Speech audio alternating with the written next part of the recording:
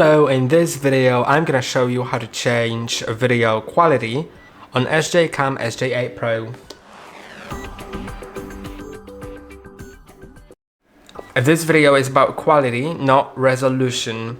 So resolution, I can just show you that resolution can be changed here, but we are speaking about quality now.